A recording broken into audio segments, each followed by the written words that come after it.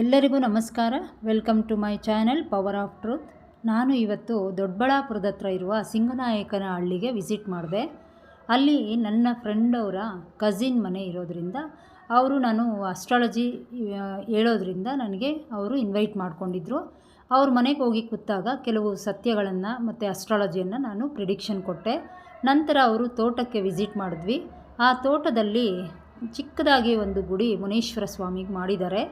ಆ ಮುನೀಶ್ವರ ಸ್ವಾಮಿಯಲ್ಲಿ ನಾನು ಕೂತು ಧ್ಯಾನ ಮಾಡಿದಾಗ ನನಗೆ ಅನುಭವ ಆಗಿದ್ದು, ಕೆಲವು ನೆಗೆಟಿವ್ ಎನರ್ಜಿ ಲಾಕ್ ಆಗಿದೆ ಮುನೀಶ್ವರನಿಗೆ ಅಂತೇಳಿ.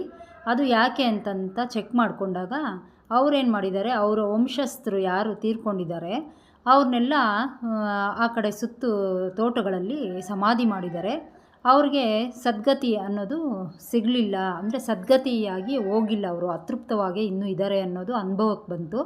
ಆ ಅನುಭವನ ಅವ್ರಿಗೆ ಹೇಳಿ, ಇಲ್ಲಿ ಅದಕ್ಕೆ ಮುನೇಶ್ವರನ ಪಾಸಿಟಿವ್ ಎನರ್ಜಿ ಎಲ್ಲ ಲಾಕ್ ಆಗಿದೆ ಅಂಥೇಳಿ ಅಲ್ಲಿ ಆ ಒಂದು ಪೂಜೆ ಸಂಕಲ್ಪಗಳನ್ನೆಲ್ಲ ನೆರವೇರಿಸಿ ಸಂಕಲ್ಪ ಮಾಡಿಕೊಂಡು ಮುನೇಶ್ವರನಿಗೆ ಏನು ಪಾಸಿಟಿವ್ ಎನರ್ಜಿ ಬರಬೇಕೋ ಆ ರೀತಿಯಲ್ಲೆಲ್ಲ ಪೂಜೆಯನ್ನು ಮಾಡಿಬಿಟ್ಟು, ನಂತರ ನಾನು ಅವರು ಅತೃಪ್ತ ಆಗಿರುವಂಥ ಸೋಲುಗಳಿಗೆ ನೀವು ಒಂದು ನಾರಾಯಣ ಬಲಿಯನ್ನು ಮಾಡಿ, ಒಂದು ಗೋಕರ್ಣದಲ್ಲಾದರೂ ಮಾಡ್ಬೋದು, ಇಲ್ಲವಾದರೆ ಶ್ರೀರಂಗಪಟ್ಟಣದಲ್ಲಾದರೂ ಮಾಡ್ಬೋದು ಅಂಥೇಳಿ ಅವ್ರಿಗೆ ಪ್ರಿಡಿಕ್ಷನ್ನ ಹೇಳಿದೆ.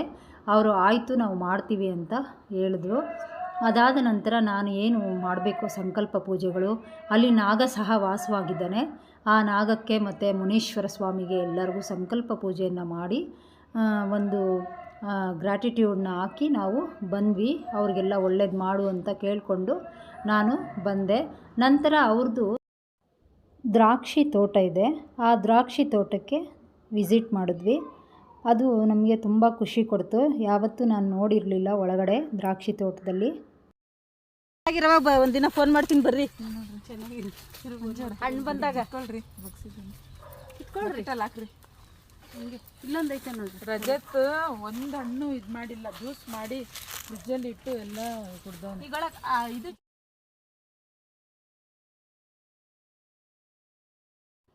ಮತ್ತು ನಾವೆಲ್ಲ ಸೀಬೆಕಾಯಿ ಇರುವಂಥ ತೋಟಕ್ಕೆ ಹೋದ್ವಿ.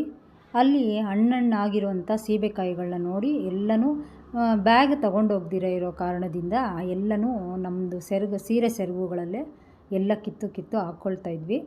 ನನ್ನ ಫ್ರೆಂಡು ಸಹ ತಗೊಂಡು ಅದೇ ಥರ ಹಾಕ್ಕೊಂಡ್ರು, ಆದರೆ ಅವ್ರ ಕೈ ಜಾರಿ ಕೆಳಗಡೆ ಬಿದ್ದೋಯ್ತು. ಅದನ್ನೆಲ್ಲ ಮತ್ತೆ ಎತ್ತಿ ಇಟ್ಕೊಂಡ್ರು.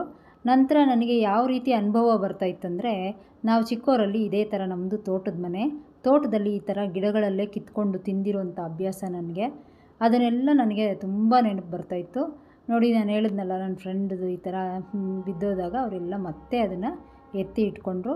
ನಮಗೆ ಗೊತ್ತಿರಲಿಲ್ಲ ಈ ಥರ ಒಂದು ತೋಟದಲ್ಲಿ ಹೋಗಿ ಇಷ್ಟೊಂದು ಹಣ್ಣು ನಮಗೆ ಸಿಗುತ್ತೆ ಅಂತ. ಅವಾಗ ಬ್ಯಾಗಾದರೂ ಎತ್ಕೊಂಡು ಹೋಗ್ಬೋದಾಗಿತ್ತು. ಅದಾದ ನಂತರ ನನಗೆ ಹೇಗಿತ್ತಂದರೆ, ಮಡ್ಲಕ್ಕಿ ತುಂಬಿಸಿದಾಗ ಹೇಗಿರುತ್ತೋ ಅದೇ ಥರ ಸೀರೆಯಲ್ಲಿ ಮಡ್ಲಕ್ಕಿ ಥರ ನಾನು ತುಂಬ್ಕೊಂಡಂಗೆ ತುಂಬಕ್ಕೂ ಸೀಬೆಕಾಯಿ ತುಂಬಿ ಎತ್ಕೊಂಡ್ಬಂದ್ವಿ. ಇದೊಂದು ಒಳ್ಳೆ ಅನುಭವ ಅಂತ ಅನ್ನಿಸ್ತು.